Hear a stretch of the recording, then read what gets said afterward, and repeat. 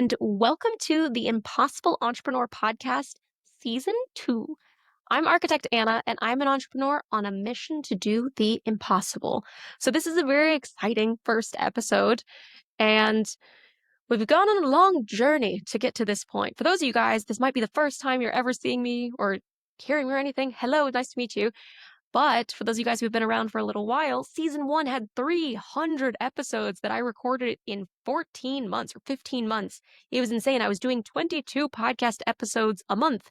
But this is the first episode that is on camera, video. So you might have only heard my voice before, and now you're also seeing my face. So we now have a completely different setup. I'm going to tell you how we got here, but also a little bit about what this podcast is about and who this is for.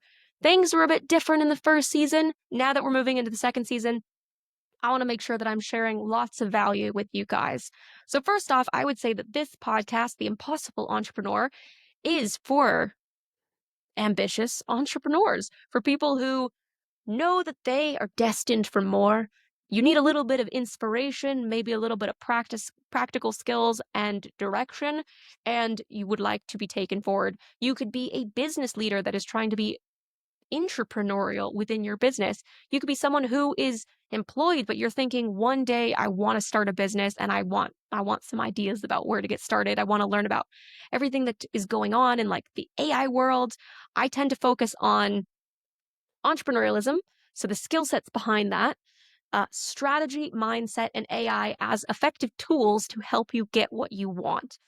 So I call myself Architect Anna because I am a qualified architect of buildings, not software. And the way that I like to help people is from a very, I guess, architectural perspective. I look at it from life architecture, from designing a life that you want, from enterprise architecture, from, designing a business that you want inside and outside, and also making sure that it fits for you as the founder potentially, or the business owner or executive within the business. And I like to look at it that way. So I've taken my experience in architecture of buildings and I've now translated that to a couple other professions to try to help lots and lots of people. At this point in the work that I do in the AI field, I've helped over 5,000 people, which is so exciting. And I can't wait to double that number, hopefully by the end of this year, and get to 10,000 people. Who knows if that's going to happen? And I've gotten to train, over 500 leaders and executives, which means that the impact that I can have might have a ripple effect going forwards. And I'm hoping it's a positive ripple effect. Like I have tried to empower these people, help build their tech confidence, and show them how to use these tools both effectively as well as responsibly and ethically. There's a lot of different ways that you can use AI strategically, and you're going to hear about that in this podcast. I'm also going to be talking about, mindset and reframes and making sure you're not just looking at things from a practical perspective, but also potentially something that might be holding you back internally. I mean, definitely my early stages in entrepreneur so far have been like 90% mindset and I'd say 10% tools. There's a lot of things that you might be in your own way, and it's figuring out what might be in your way and then getting rid of it however you might. So I've got lots of episodes coming up. I'm hoping to have 50 episodes in this season by the end of 2026. We'll see if that actually happens. And yes, if you listen to the 300th episode and you're like, where have you been? It was a really, really busy start to the year. And also, I had to overcome my own fear of visibility and fear of being seen when it came to actually being on camera for this podcast. So it's taken a lot to get to this point, and I did something strategically. I recorded the first 7 episodes, and now I'm recording the first episode because I just put way too much pressure on myself. And so many things have changed in the last few months, like at the very end of the first season to like where we are now, which is I'm recording this in March 2026. There have been so many changes, most of them very positive, but also anything that happens to you in your life, you can see it as a positive or negative. You can take away silver linings from it, but also take it as a learning experience. Good or bad, what can you learn from it? How can you make sure that it doesn't happen again, or that you can use it as a potential advantage going forwards? So it's not always the easiest way, but you can definitely do it. And if you're stuck and you're like, I don't know how to make that reframe, ask a chatbot. Go into a chatbot, try and strategize with it. I like to see these tools as 24/7 strategic partners. They're there for you. So that's a little bit about where we're going and where we've been and some of these changes that have happened in the last few months. So when I started the Impossible Entrepreneur podcast, it was, late stage 2024. I had just attended a really amazing 4-day virtual conference that gave me all this different type of inspiration. I was very much in survival mode, struggle city. Things were not going well in my life. I had not had a client. I had not been paid in 5 months. I had like a cascade of health problems happening. I was living as a servant. I was in debt. Things were really not going well. It's very much like I was living on my couch. No, I was living in my car type scenario where I was working in my garage. I didn't have a garage. I was operating with what I had to work with. And I just made the decision to put all of this stuff into action. And one day I was reading a book on the tube. I was trying to make things happen. And it was like, start a podcast and just when your life is shit, and then record yourself getting out of it and all the lessons that you're learning along the way. And I was like, well, that sounds great. I can do that. That sounds nice. Cool. So I was like, cool, cool, cool. So I went into a chatbot and I was like, how do I start a podcast today? What do I need to do? And it was like, okay, you should use these different software and do these different things. I was like, no, no, no, no, no, too difficult. I need the most simple way possible so that I can do it on my phone as easy as possible. And let's see. Yes, good. So I've got both of my props here. I've got my phone and also this microphone, which I got on Amazon for £10, is what I recorded 300 episodes on. It's a little bit tangled. It's tangled. Okay. This microphone. So I just held it like this and I was recording episodes like this. This is how I did the first 300 episodes. So you don't need a lot to get started. I mean, I recorded 3 years of like meetings and training and, 18 months of social media content with a shower curtain as my background that I green screened out with like an AI editing feature that I was able to get rid of it. So like, you don't need to have a crazy setup. It's taken me 18 months, well, 12 months from then. It took me a year to get from there to having my own place to be able to have a nice studio to record in. So, I mean, this is a closet, but it's nice. It's a nice closet. I've made it look cute. You wouldn't have known. So that's where I started, and I made the decision that I was going to completely change my life. I set things off with the impossible framework, kind of like led into the Impossible Entrepreneur. I was like, I'm going to try and do something super insane. I was like, I'm going to do something so crazy. So I had been really interested in this company for so many years called ClickFunnels, and I always wanted to go to one of their, in-person events. And the conference that I attended, the virtual one, was Funnel Hacking Live 9.5. And I got so much inspiration from it. And I was like, and also they had all these breakout sessions. So there was the main speakers, and they also had all these extra videos of people just like sharing value freely. It was awesome. And one of them was talking about how you hack Funnel Hacking Live. Like, how do you get to be a speaker at Funnel Hacking Live? And I was like, okay, bet, let's do it.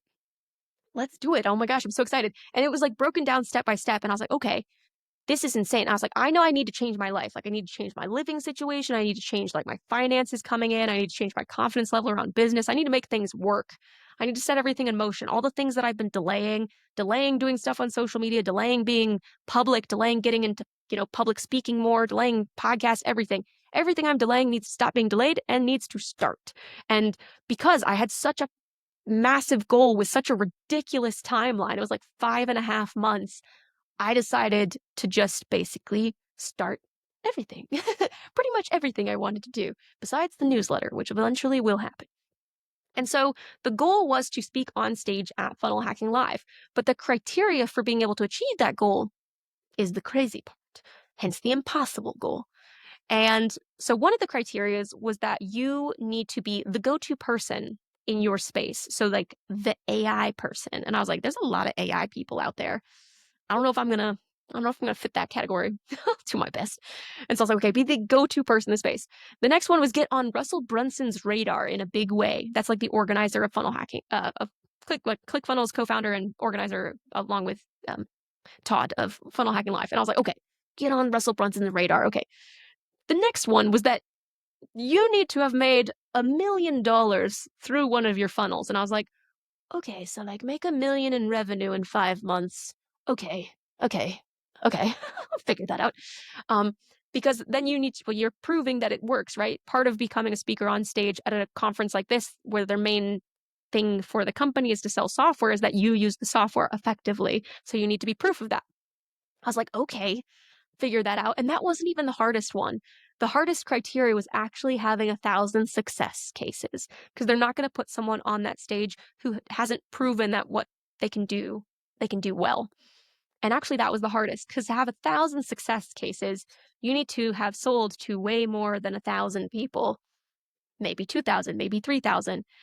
So I then put this thing in motion where I was like, okay, I'm going to create like a crazy, ridiculous offer that's 997 pounds or dollars. And I will make sure that I try and sell it to this amount. I can put this amount of money in, and then I earn it, reinvest it, earn it, reinvest it, and then it would scale ridiculously in a very, very short period of time. I basically had like 90 days to sell everything. And then, of course, to get the success stories, you have to have delivered it. So I was like, the actual delivery needs to be about 30 days, so that by the time I was ridiculous in this part, select speakers, it would be there.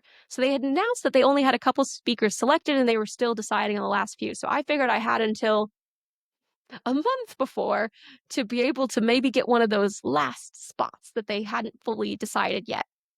And I mean, maybe theoretically that could have been possible, but that was very naive of me to think that they didn't actually have a full list. I mean, they might not have, but like, I'm pretty sure they did. Even when I came up with this goal, I think they had a full roster of speakers already. But still, it inspired it all to get started, so that's great.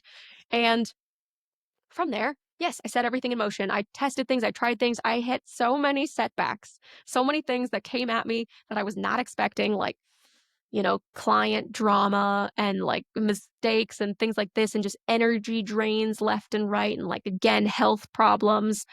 And yeah, it really like stagnated a lot of progress that I could have made. But I learned so much so quickly, and it made me take action. And like, I want to help other people take action. I know there's a lot of people that resonate with some of the things I put out on social media, because they are perfectionists and they are planners and they're great at planning and like actually doing things, but not in the process of creating and massive action forwards. So if you are a planner, but you're not a doer, if you are a perfectionist and you struggle to actually create, this might be the podcast for you, because that was me, and I figured out all the ways around those things, and I'm still figuring them out. Again, I'm not perfect. Constant work in progress, trying to figure things out. So when it came to February 2025, I did actually fly to Las Vegas, and I did go to Funnel Hacking Live, and then like, shock beyond shock, on one of the days they were like, "Hey, do you want people to come up on stage?" I was like, "Okay." So I went up on stage, and we're doing this like little dancing on stage thing. And I took a video of it, and I was so excited. And they're like, okay, off the stage now, we're going to go on with the next speaker.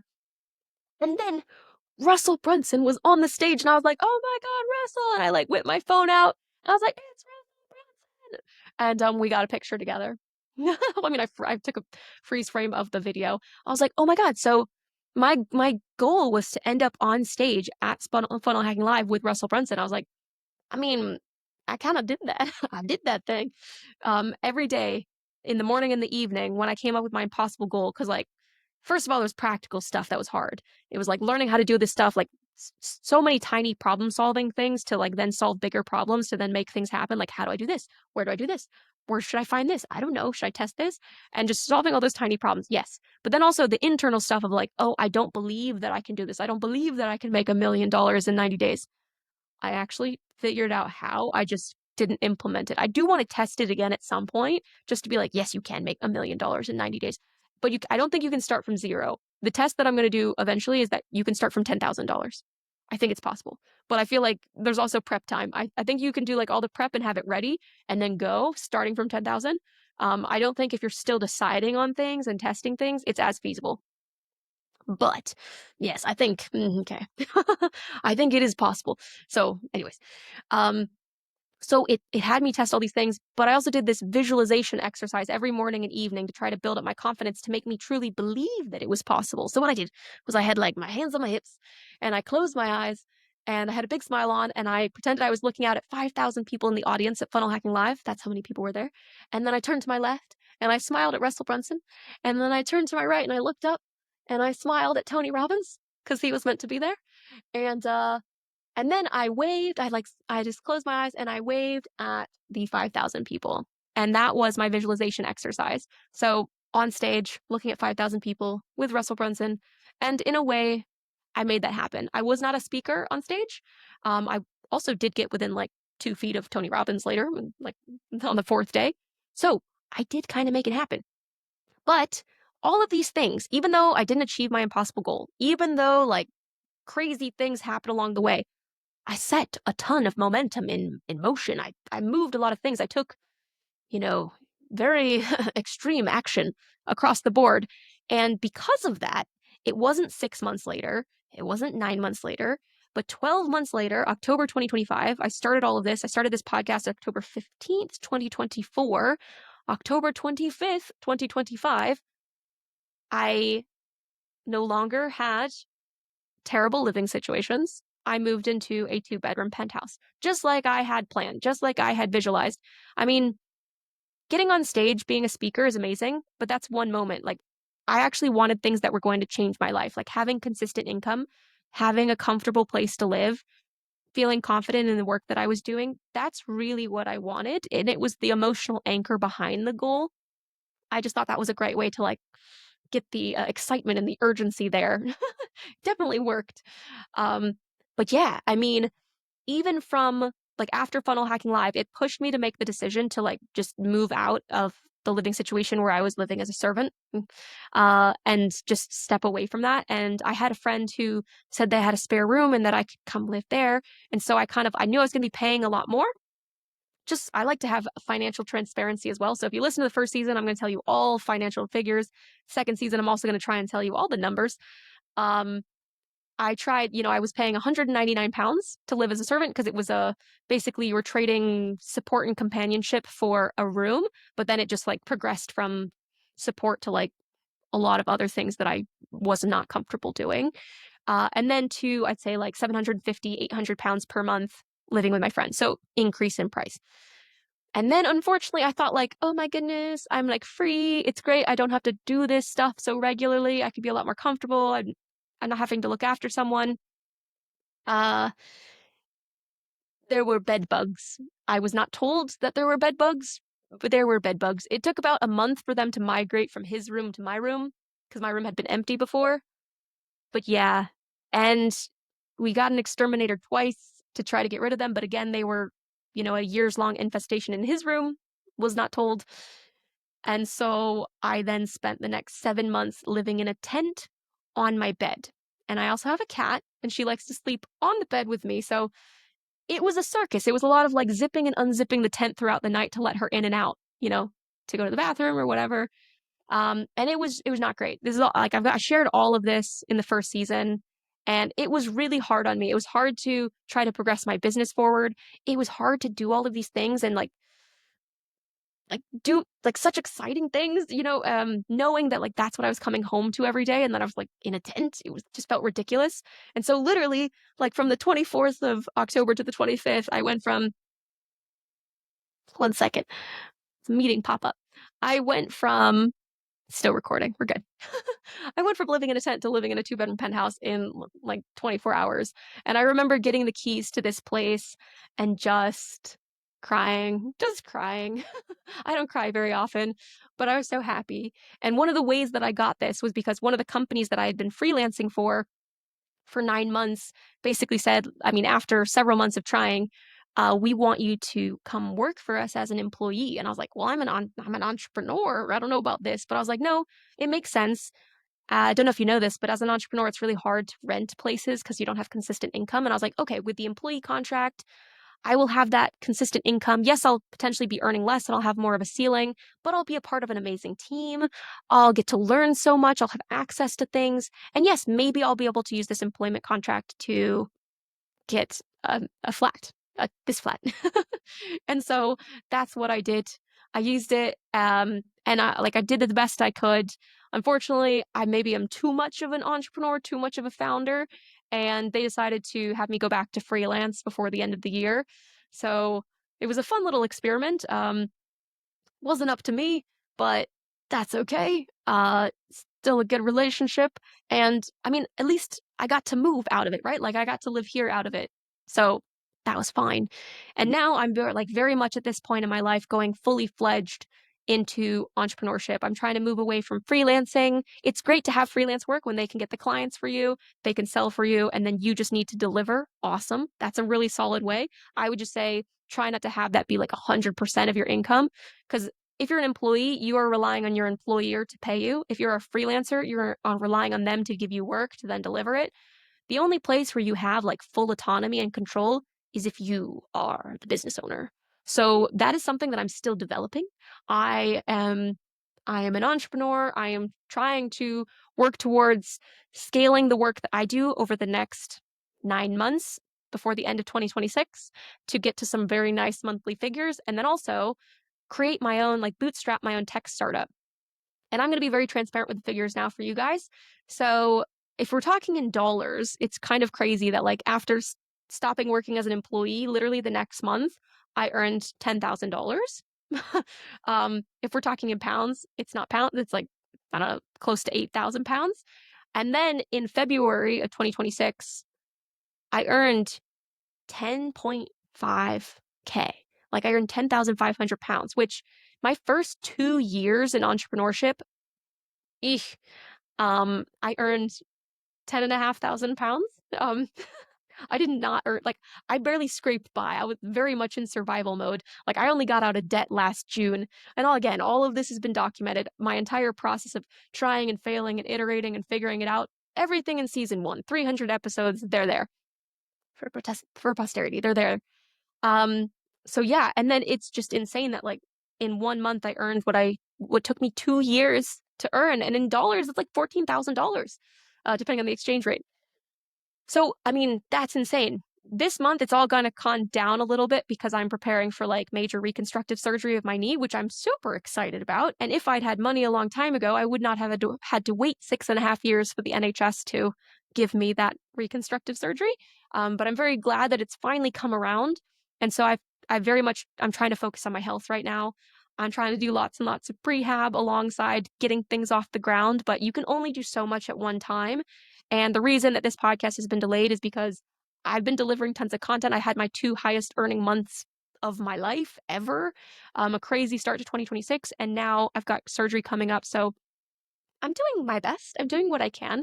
And I will try to share with you as much as I can, as often as I can, and make sure that this podcast is something that will be helpful for you going forwards.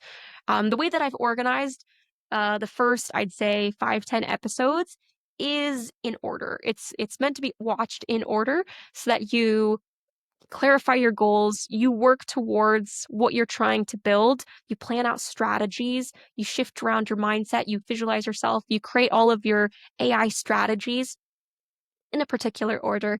So hopefully that will be something that's helpful for you. I'm just going to check my notes to see if I've missed anything else.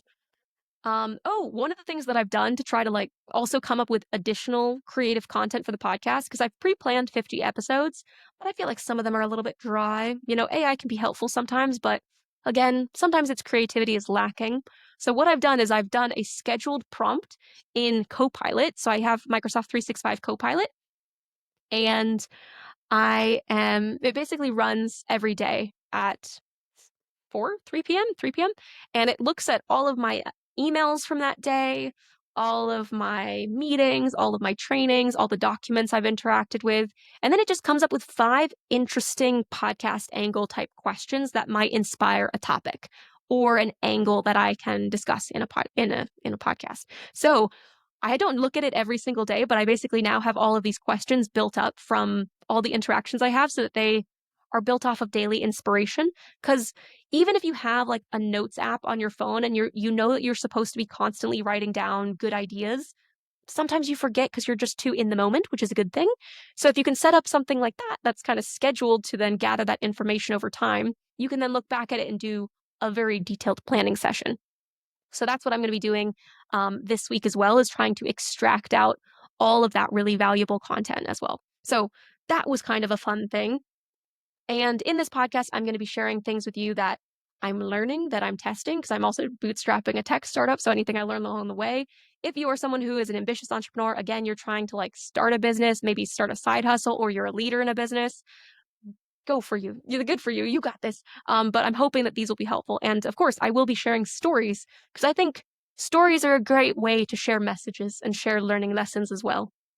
So lots of things. There's plenty of things on this page that accidentally got ripped out that I'm not going to go through, but basically, this episode is titled From Impossible to Inevitable because what I learned in the past, year and the last 18 months since starting this journey is if you have consistency, if you take consistent action every single day, it will become inevitable that you will succeed.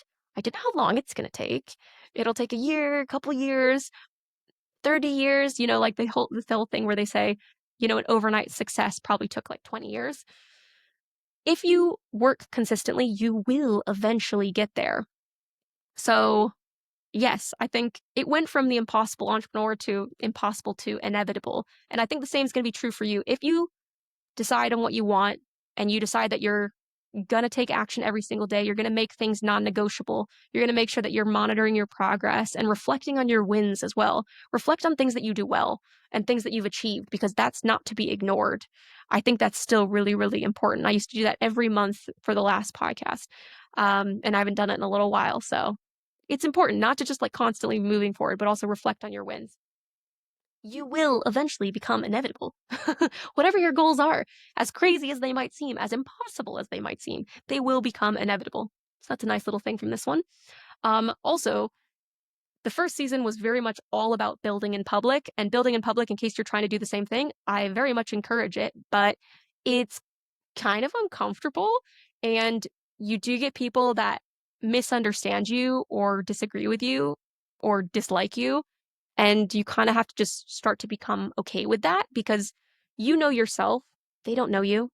You're building something and something you care about, and you want to help people. So you can't help everyone, but you can help some people. And that's what you're going to do if you build in public. It's also going to encourage you to do it more regularly because you have that accountability. All right. Anything else? I think it's, a lot of consistency, strategy, mindset, AI, consistency. Micro moments, discipline, compassionate discipline is a good one. But yeah, I hope you enjoy the second season of The Impossible Entrepreneur. I'm Architect Anna, and I will see you in the next episode. Peace.